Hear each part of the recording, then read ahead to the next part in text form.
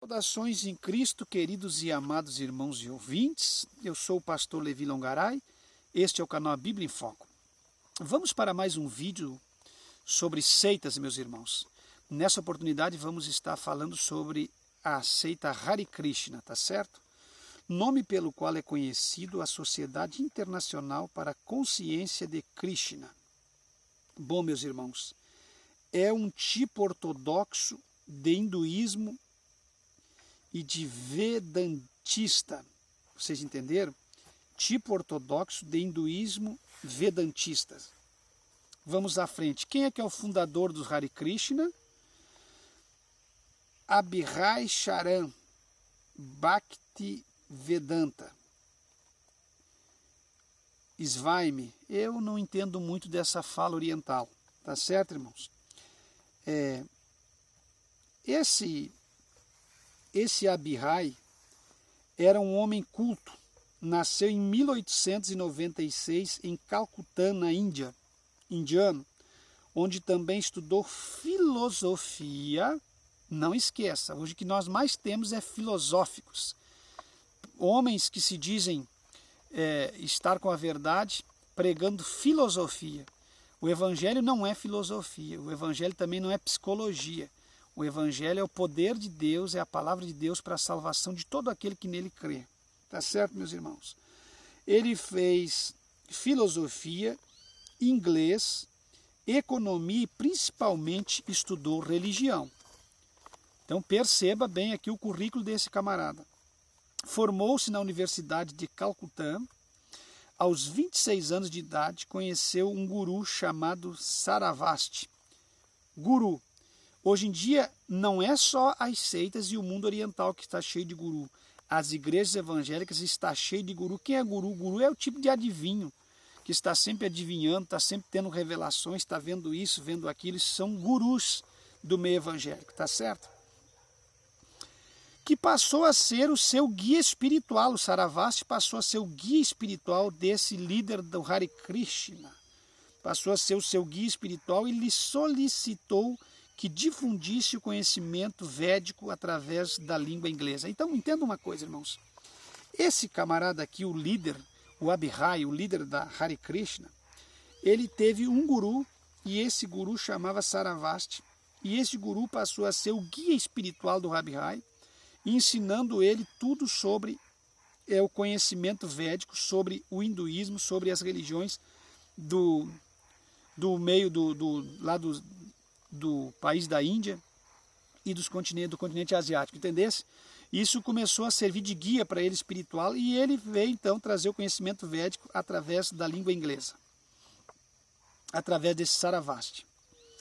Viveu como farmacêutico até o ano de 1951. Não se engane, religiões falsas da Ásia e dessas três linhas, budismo, hinduísmo e shintoísmo, essas religiões japonesa, coreana e do continente asiático, eles trabalham muito em cima de água, de chá e de medicina. Vocês têm muito cuidado hoje em dia, porque isso está entrando sorrateiramente dentro da igreja. Hidromancia, cartomancia, astrologia, necromancia, todas essas obras do diabo está entrando sorrateiramente dentro da igreja, através de líderes falsos da igreja, que se dizem cristãos evangélicos, que estão trazendo essas práticas pagãs para dentro da igreja para galgar adepto e poder financeiro. Bom, meus irmãos, então, ele viveu como farmacêutico até o ano de 1959, ano em que também deixou a mulher e 5 filhos para devotar-se de tempo integral e estudar com Siddhara Goswami. Este encarregou Prabhupada de levar a mensagem de devoção a Krishna ao Ocidente. Tá certo? Bom, veio pela primeira vez aos Estados Unidos em 1965. O camarada abandonou a família e os filhos para fazer parte dessa seita. Isso aqui já é herético, não tem nada a ver com Deus isso aqui.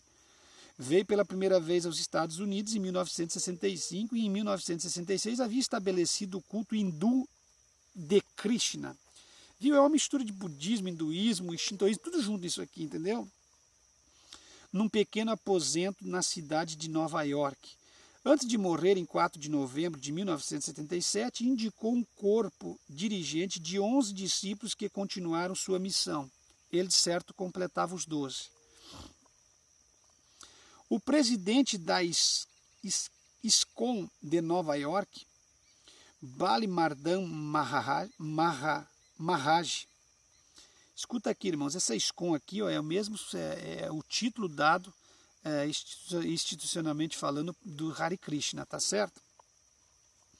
Então esse Mardan Mahajari disse por ocasião da morte dele, abre aspas, Prabhupada foi um gênio mundial, maior do que Jesus Cristo, fecha aspas. Ó, o líder da Hare Krishna que morreu, o Abhai, é maior que Jesus Cristo. Vocês entenderam? Por isso ele é chamado, abre aspas, sua divina graça, fecha aspas. O líder da Abhai, o líder do Hare Krishna, é maior que Jesus Cristo, é a divina graça. Origem. Prabhupada iniciou o movimento a partir de uma interpretação moderna do Bhagavad, que é o Gita, o livro esse, aí o Gita, é uma literatura devocional do hindu. Da onde deriva aquelas escritas do Paulo Coelho, satanismo, maçonaria, magia, hinduísmo, aquela música que o próprio Raul Seixas cantava, a Gita. Então a Gita do Raul Seixas deriva desse movimento aqui, ó, desse livro aqui do Gita, ó, Bhagavad Gita. Você vê o Raul Seixas dando entrevista e falando do Bhagavad Gita. Você vê o Raul Seixas, vamos abrir um parênteses aqui, o Raul Seixas era um roqueiro brasileiro, lançado muito pelo programa de 1980 do Raul Gil, e o Raul Seixas tornou-se celebridade nacional e fez sucesso internacional, um grande roqueiro nacional. E o Raul Seixas tinha músicas diabólicas, a grande maioria esmagadora das músicas do Raul Seixas era uma zombaria da Bíblia Sagrada, era uma mescla da Bíblia com os livros do hinduísmo, com esse Bhagavad Gita e tantos outros livros de seitas ocultas e de ocultismo e espiritismo, de coisas ocultas. E nas músicas dele misturava a Bíblia com esses dizeres desses livros e ele zombava e blasfemava do próprio Cristo. E por isso o Raul Seixas fez muito sucesso, porque quem mexe com o sagrado, trazendo para o lado profano, normalmente tem muitas pessoas no mundo que lhes aplaudem, vão ovacionar e bater pau, mas depois saiba que a destruição, a sentença não tarda, não dormita, porque Deus, ele não dorme. Com Deus não se brinca. Todos os que brincaram com Deus, vou gravar um vídeo sobre isso, morreram. Não escapou um. E o Raul Seixas não foi diferente, morreu novo, drogado, bêbado, alcoolizado e asfixiado em cima da sua própria vida, como todos os outros roqueiros e celebridades mundial morreram porque zombaram de Cristo. E esse Raul Seixas, fechando aspas, era um grande seguidor do Hare Krishna. É normal você ver nas músicas do Raul Seixas ele gritar Hare Krishna uma vez atrás da outra. Vocês entenderam? Porque todo Hare Krishna, ele tem que dar dizer um mantra. Ele tem que ficar gritando o nome de Hare Krishna um número X de vezes durante o dia. E o Raul Seixas era um grande seguidor de tudo que era religião, mas muito adepto do Hare Krishna. Vamos à frente. No início da sua pregação, essa leitura Bhagavad Gita é uma literatura devocional hindu onde o principal orador é o deus Krishna, que declara ser a encarnação do deus Brahma. Vocês entenderam, irmãos, o que eu estava falando? No início da sua pregação, publicou uma revista, abre aspas, De Volta ao Supremo, fecha aspas, e 3 volumes de comentários do Srimad Bhagavata. Saiam às ruas mesmo doentes para vender os livros sobre o estímulo de que isso os vai fortalecer espiritualmente e que poderão ficar curados. É mais um bando de loucos. É mais um bando de gente pagando penitência para buscar cura e milagre. Pessoas que já participaram da comunidade Hare Krishna e conseguiram se libertar, contam que, embora preguem a pureza nas comunidades, o sexo é praticado constantemente sem que coisas como homossexualidade e prostituição sejam corretamente combatidas.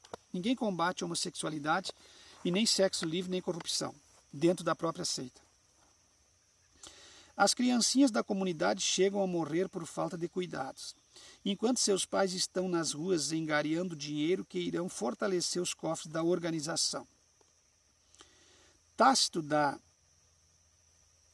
G.L. Filho, no seu livro, abre aspas, Evangelismo, Missão de Todos Nós, escreve: uma vez que aderem à seita, é feita uma lavagem cerebral nos adeptos que começa com a repetição obsessiva do mantra Hare Krishna. Lembra que eu falei? Você tem que dizer um número diário de Hare Krishna por dia. Um número de Hare Krishna diário. Um número X por dia. Entenderam, meus irmãos? Abre aspas. No primeiro estágio, eles pregam a salvação que é obtida pela repetição do nome do seu Deus pelo menos 1728 vezes por dia. 1728 vezes por dia. Este processo serve de auto-hipnose. Pessoas desajustadas são presas fáceis, uma vez que há mudança total de vida no interior do templo. O adepto é compelido a pensar em como servir ao seu mestre, sem pensar em si mesmo, vendendo livros e angariando fundos para enriquecer os líderes que, na maioria, vivem no exterior, fecha aspas. Mesma coisa Testemunho de Jeová, mesma coisa que todas as outras seitas que trabalham vendendo os livros da seita. Tá certo? Só que umas são pseudo-cristãs, as outras são orientais, as outras são ocultistas e diabólicas. Abre aspas. Os adeptos vão se tornando escravos dos mestres sem perceber que estão sendo explorados, sem consequência de rezas, do cheiro do incenso, dos cânticos das aulas, das ferozes pregações ameaçadoras, da alimentação insuficiente, abre parênteses, uma refeição por dia e um copo de leite ao se deitar, fecha parênteses, que prejudica a estrutura orgânica, fecha aspas. Vocês viram que tribulação pertence a uma seita dessa? A liberdade só em Cristo. Abre aspas, esta é a história de mais de 5 mil adeptos espalhados em mais de 30 países que são instrumentos de Satanás para conduzir almas à perdição eterna, fecha aspas. Características. Os homens rapam a cabeça, deixando apenas um topete no alto e carregam um rosário de 108 contas, geralmente numa bolsa a tiracolo. O mantra é cantado 16 vezes para cada conta diariamente. Segue mantras. É que nem o budismo que tem as religiões hinduístas e orientais. Meus queridos e amados irmãos, entendam uma coisa, como é bom nós servirmos a Cristo. É por isso que eu digo a vocês que toda regra humana, toda o que é doutrina e o que é do homem é do homem. Esses aqui tem uma regra, raspar a cabeça. Tudo que é de Deus é temperado, é no centro da vontade de Deus. Geralmente a cor do vestido é alaranjada para as mulheres, pintam o corpo e o rosto para santificação e proteção com tilaka, uma pasta com água e um barro especial obtido na Índia e aplicado cada manhã, depois de um banho frio, em 13 diferentes partes do corpo, enquanto repetem os 3 diferentes nomes de Krishna. Faz a pintura, a aplicação, enquanto isso eles vão repetindo os 13 nomes diferentes do Krishna. Regras básicas de conduta. Há 4 regras que todos os novos membros devem obedecer. Primeira, não comer peixe, carne e ovos. Tem fundamento? Segunda, não se intoxicar com drogas, bebidas ou fumo. Essa aqui atrai e as outras levam para o abismo. 3. Não praticar jogos de azar. 4. Não praticar sexo, exceto no casamento, finalidade procriação. Quer dizer, a finalidade é só procriação. E outra coisa, daí tem umas regras que parecem ser boas, mas que no fundo não passam de dogmas humanos e de regras humanas. A sociedade se divide em, primeiro, trabalhadores. Esses trabalhadores, o que eles fazem? Fazem o esforço braçal. Limpeza do templo, confecção de grinaldas e flores para os ídolos da divindade. Número 2, comerciantes. O que os comerciantes fazem? Vai às ruas pregar e difundir o movimento, abre parênteses, na realidade, obter dinheiro com a colocação de incenso e livros em ônibus, ruas, escritórios e gabinetes, fecha parênteses. Número 3, os administradores. O que os administradores fazem? Exerce a função de direção no templo, na editora ou na fazenda. Traduz do inglês, escreve e estuda as escrituras védicas. Uma coisa muito bem estruturada e organizada para enganar e para puxar adeptos, destruir as pessoas. Número 4, os ídolos.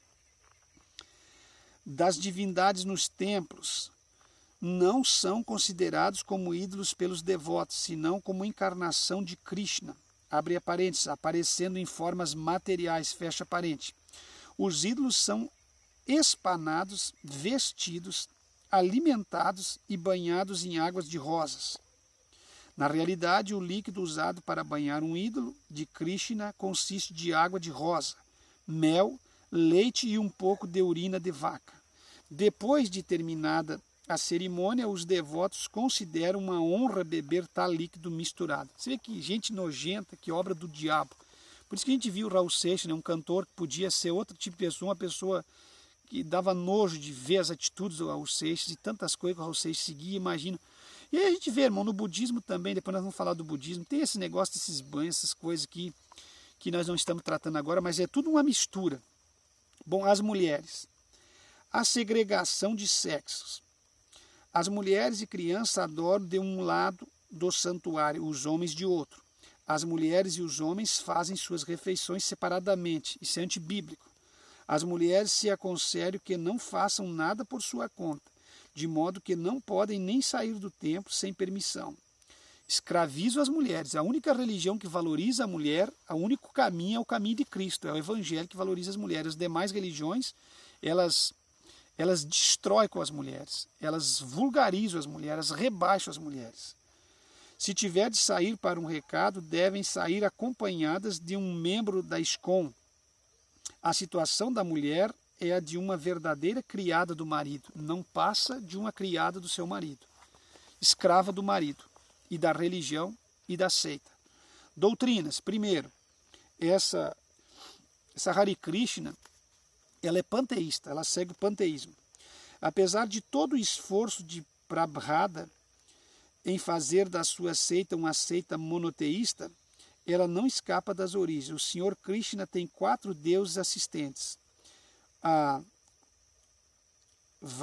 Vasudeya, a Sankarsana estão ao meio, à esquerda e à direita. Pradihuma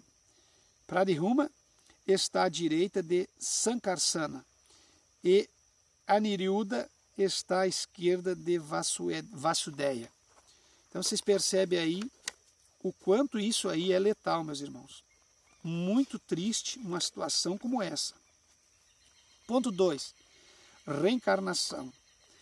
Creem nos adeptos da evolução do espírito que acontece com a reencarnação. Para eles, todos estão sujeitos à lei do karma, onde todos têm que sofrer e gozar como resultado de seu procedimento.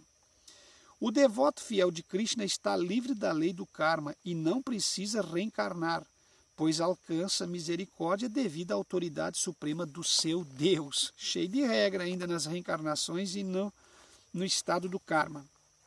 Ponto 3. Vida eterna. Após a morte, o devoto de Krishna receberá um corpo diferente, transcendental, livre de limitações materiais e investido de 3 qualidades essenciais. Vamos às 3? Eternidade, liberdade dos modos materiais e liberdade das atividades infrutíferas, realizando assim a sua, abre aspas, volta ao Supremo, fecha aspas, que é a união vital com Deus. Com certeza com o Deus Krishna. Essa união é anunciada por Krishna no Bhagavad Gita. Abre parênteses. Do planeta mais elevado no mundo material até o planeta mais baixo, todos são lugares de miséria, onde nascimento e morte se repete. Mas aquele que atinge minha morada nunca nasce novamente. Krishna. Ponto número 4, o mantra. A palavra, abre aspas, mantra, fecha aspas, é sânscrito, quer dizer, abre aspas, instrumento para conduzir o pensamento, fecha aspas. Então, o mantra é um instrumento para conduzir o pensamento. E na filosofia hindu é uma espécie de fórmula encantatória que tem poder de materializar a divindade invocada. Tá certo? O mantra que cantam pela manhã, à noite, andando pelas ruas e em cerimônias, e que deve ser cantado pelo menos 1728 vezes por dia. Eu disse 1728 vezes por dia o mantra deve ser cantado. É o seguinte: Hare Krishna, Hare Krishna, Hare Krishna, Hare Hare, Hare Rama, Hare Rama, Rama Rama, Hare Hare. Esse é o mantra que eles têm que decorar e cantar. 1728 vezes por dia, decorado e salteado. Hare Krishna, energia, significa energia. Hare significa energia e Krishna é o Senhor Supremo. Então você está dizendo energia do Senhor Supremo 1728 vezes ao dia. Se isso não é demônio, o que é demônio, irmãos? Me responda para mim, por gentileza. Que obra do diabo, travestida de religião?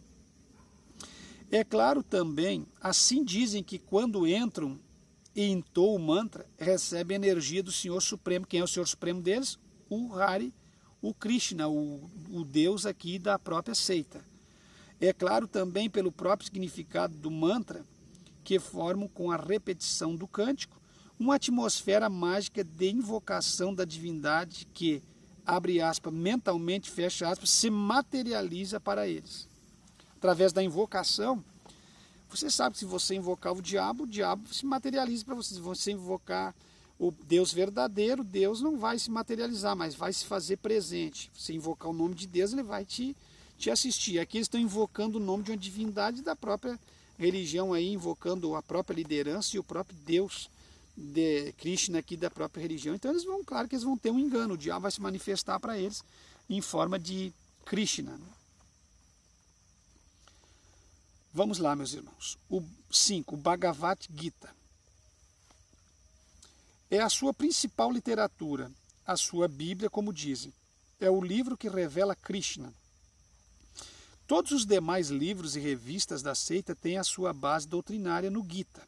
Abre aspas, Gita, fecha aspas. Aqui está sediado e baseado toda a doutrina da seita.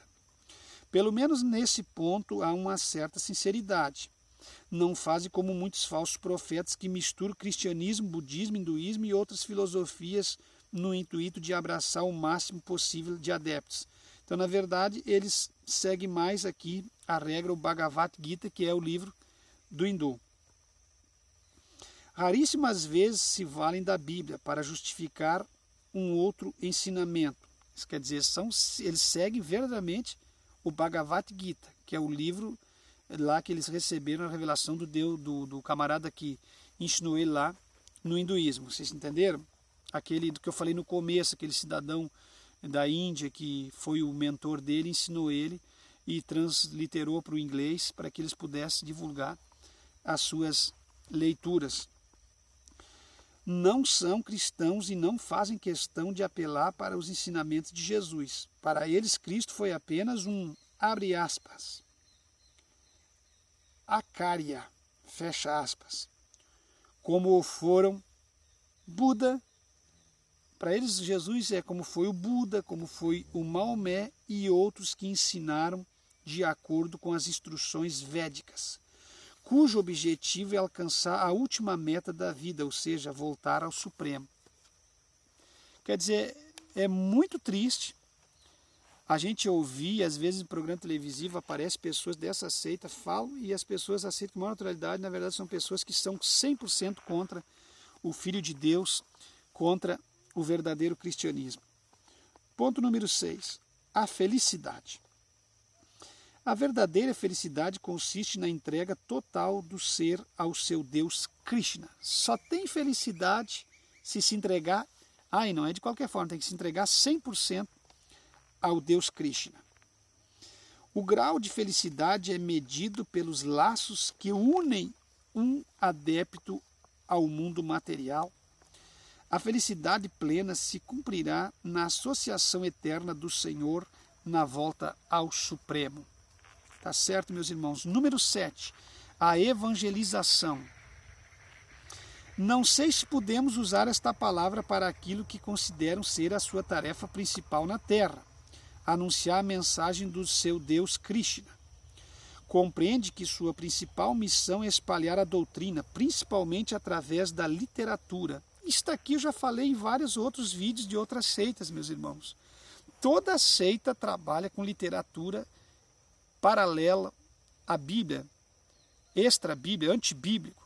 Tudo livros criados e bulas e, enfim, pequenos volumes para que eles possam espalhar as doutrinas deles e não a Bíblia. Porque se alguém colocar a Bíblia na mão de alguém, é claro que se alguém ler a Bíblia não vai de forma alguma engolir essas coisas. Então, batem em pé as seitas pseudo-cristãs, batem em pé as seitas orientais e batem em pé as seitas ocultistas e secretas, mas não adianta. A verdadeira igreja está fundada na palavra de Deus, na Bíblia. Não tem livros e revistas não para introduzir doutrina de forma alguma. Vamos terminar agora aqui, meus irmãos, vamos para a conclusão. Compreende que sua principal missão é espalhar a doutrina, principalmente através da literatura. Eu já falei para vocês isso, que tem seitas pseudo-cristãs que enfia dentro das igrejas evangélicas as suas doutrinas através de DVDs, antigamente a dita fita cassete, os discos bolachões e hoje os CDs que já está quase saindo também, os MDs e os materiais de louvores e revista, literatura, imagens, enfim, eles enfiam dentro das igrejas verdadeiras as suas doutrinas através desses materiais. E os pastores têm que ser verdadeiros para combater a infiltração desses materiais dentro da igreja verdadeira de Cristo. Os pastores estão muito acomodados. Eu vejo muito pastor sem cajado, sem vara e sem ministério. Pastores completamente destruídos, ministerialmente falando. Para eles é um ato religioso vender livros, revistas e objetos nas ruas. É algo religioso disseminar a sua seita através de um colar, de uma pulseira, de um livro, de um CD, enfim, de uma literatura de qualquer material. Número 8. Celibato. Encorajam o celibato a exemplo do que fez Prabhupada. O líder, lembra que eu falei que ele abandonou a mulher e os filhos para se dedicar 100% à obra? Pois bem, os seguidores dele fazem a mesma coisa que ele. Incentivam o celibato. Quer dizer, o que é o celibato? Alguém que é celibatário, alguém que não quer casar, alguém que quer ficar solteiro para se dedicar a sua seita ou a sua igreja, como muitos deles estão baseados, todos eles, os certos e os errados, estão baseados em Paulo. Que Paulo, na verdade, não é que Paulo era que celibato ou celibatário é uma doutrina obrigada. Paulo tomou em si o sentimento e desejo de se dedicar na época da igreja primitiva para poder fazer mais para Deus, então ele decidiu manter esse padrão de vida sozinho e não casou para ele poder expandir o evangelho. Mas isso não é uma doutrina estabelecida biblicamente falando. Então o celibato é uma doutrina de homem, é um dogma, não é uma doutrina, porque a doutrina verdadeira está baseada no bispo e presbítero pastor. Porque quando eu falo de bispo, presbítero, tem gente perguntando nos meus vídeos, não sabe o que é bispo? Se você conhecer a escritura, você vai ver que bispo é o mesmo presbítero. E presbítero e bispo, que é a mesma coisa, é o mesmo pastor, porque presbítero tem autoridade pastoral. Na igreja primitiva, o Pedro era presbítero. E Pedro foi o pastor da igreja primitiva. E o Pedro casou. Então, se Pedro casou e Jesus curou a febre da sogra de Pedro, no celibatário não é uma doutrina de Deus. O celibatário é um dogma de igrejas pagãs. Tá certo? Deus não exige celibatário de ninguém. O homem, o verdadeiro ministro, tem que ser casado. Ele tem que ser apto para ensinar, casado, marido de uma só mulher, que tenha os predicados do obreiro cristão que está escrito na palavra de Deus. Tá certo? Sóbrio, inteligente, apto para ensinar, não dado ao vinho, não de torpe ganância, não espancador, hospitaleiro e tantas outras coisas que vocês vão encontrar na galeria dos predicados do obreiro cristão. Então, essa seita aqui é mais uma, celibato. Encoraja o celibato a exemplo do que fez Prabhupada, mas é um nome muito complicado, que deixou a mulher. filhos, trabalho e tudo mais para se dedicar integralmente a serviços de sua doutrina. Há uma grande contradição naquilo que tem como teoria e o que fazem na prática. Está entendendo, irmão? O que eles têm como teoria e aquilo que eles fazem na prática não se fecha, não fecha. Enquanto aconselho o celibato por entender que é uma maneira da pessoa se dedicar mais à divindade, por outro lado, não punem a prática do sexo de maneira desregrada e imoral que muitas vezes é praticado entre os adeptos da seita. Quer dizer, uma grande contradição nessas seitas. O único caminho verdadeiro que não traz contradição é Cristo, o caminho que liga o homem a Deus. Cristo é a verdadeira religião, é o centro de tudo. Que Deus te abençoe, meus irmãos. Falou com vocês o pastor Levi Longaray. Não esqueçam de compartilhar, deixar o like, comentar e acionar o sininho da notificação. E não esqueça, em Cristo jamais seremos enganados e jamais seremos confundidos. Até o próximo vídeo, querendo Deus.